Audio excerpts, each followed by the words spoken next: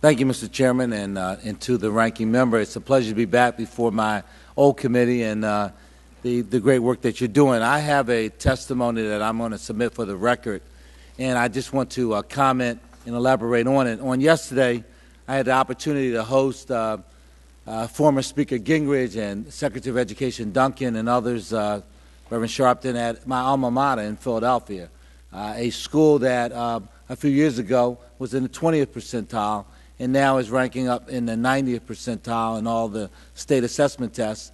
And the difference is that getting teachers in that are competent, that understand their field.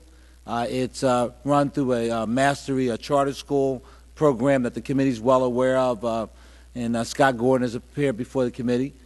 So it proves these are the same kids in the same building, but when provided with teachers who know their subject, that have high expectations for these kids, literally they have moved from the very bottom to the very top of the state assessment process.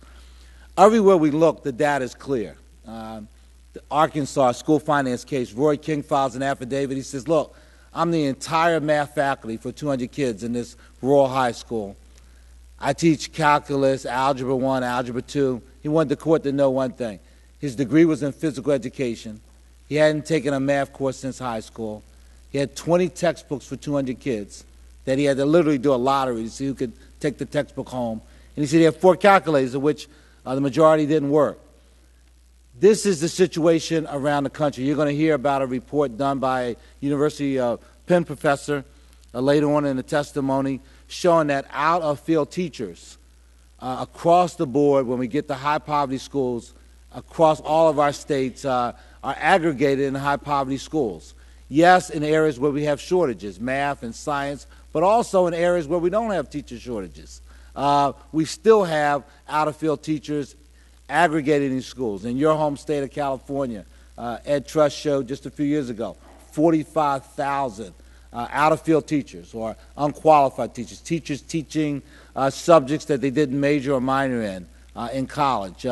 In Chicago, the Chicago Sun-Times went around school by school and literally found that teachers, that if you were an African-American child in the city of Chicago, you were 23 times more likely to have a teacher who failed all 6 of the basic skill tests on the Illinois teacher's exam. I mean, so the reality is that wherever we look, the school board in Pennsylvania, 50% of what the state says are unqualified teachers in one of our 501 school districts. It just happens to be in Philadelphia. Now, when we say unqualified teachers, it sounds like a derogatory term. It really means teachers who are not qualified to teach the subjects that they have been assigned to. And in all cases, this is not the teacher's fault. This is, as my alma mater at Overbrook High School. Teacher shows up, degree in art history, ready to teach, excited. The principal says, I need an algebra teacher. Go in that room and teach algebra. At the end of the school year, that teacher, featured on the front page of the Philadelphia Inquirer, was she was disturbed, she was frustrated, she quit teaching. The kids hadn't learned anything because she wasn't in a position to teach algebra. It wasn't her field. And this is the problem that we face across the country, in which because of the nature of the way poor school districts, both rural and urban, are funded, they are not in a position to really compete for teachers with their wealthy suburban counterparts, especially in areas where there are shortages, math and science and the like, because you can make, in the Philadelphia instance, almost twice as much in a suburban classroom than you can in Philadelphia and teach half as many kids. So if you have a math degree, you can figure that out pretty quickly about where you might be interested in teaching. So we have these challenges.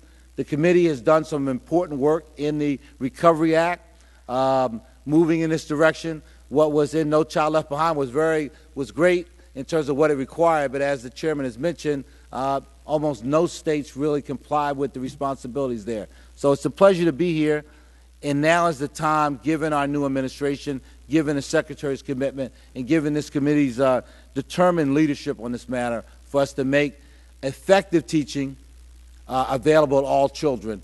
And we have to use both what we know now, which is Do they have content knowledge? Do they have experience? And do they have a desire to teach? And what we are now putting together are new measurements of effectiveness in the considerations as we go forward. Thank you, Mr. Chairman.